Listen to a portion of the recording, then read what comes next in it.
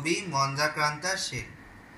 বসন্তকাল আসলে পরে গাছগাছালির মজা, সবাই মিলে উড়িয়ে দিল কিশলয়ের ধ্বজা।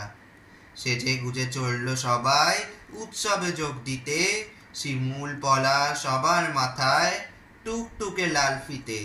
কৃষ্ণচূড়ার আগুন রঙের ওড়না চুড়িদার, রাধা চূড়ার মতো নাচে স্বর্ণচুড়ি কার।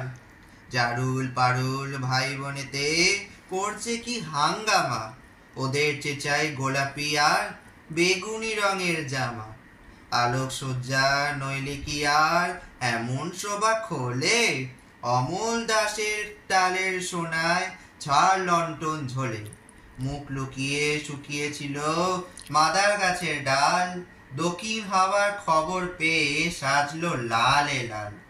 ভিনদেশি এক অতীত এলো শাকিন মাদুরাই, নাম কানি তার ছায়া তরু, রূপের সীমা নাই। রুদ্রপলাশ নামটি বড্ড কঠিন এবং ভারী, কমলা রঙের পাগড়ি তাহার কেমন মনোহারী। এমনি তর নানান সাজে সে যে সকল গাছ, সবাই মিলে করলো শুরু মহোৎসবের নাচ। নাচে গানে খুশির টানে উঠল সবাই মেতে, কেউ দেখেনি দূরের মাঠে কে ছিল ওত পেতে। হিংসুটে এক কালবৈশাখী হঠাৎ এলো তেরে, ছাপিয়ে পড়ে গাছগাছালির শয্যা নিল কেড়ে। ফেললো চিরির নতুন জামা, ছাকিয়ে দিল চুল, পথের ধুলোয় লুটিয়ে দিল সদ্য ফোটা ফুল।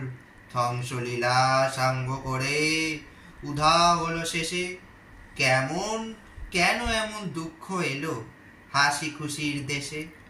আসলে কি এমনি করেই জীবন দ্বারা বয়, সুখের ভীষণ কাছেই থাকে দুঃখ পাওয়ার ভয়। ফুল ফোটানোর মাসেই আসে কালবৈশাখী হানা, বিপদ কোথায় লুকিয়ে তাকে যায় না তাকে জানা।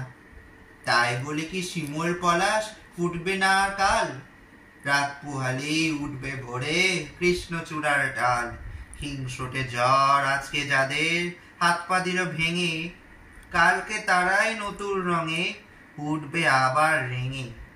না হয় আবার জ্বরের হাতে দুঃখ পেতে হবে, ফুল ফুটিয়ে যাবেই তারা বসন্ত উৎসবে।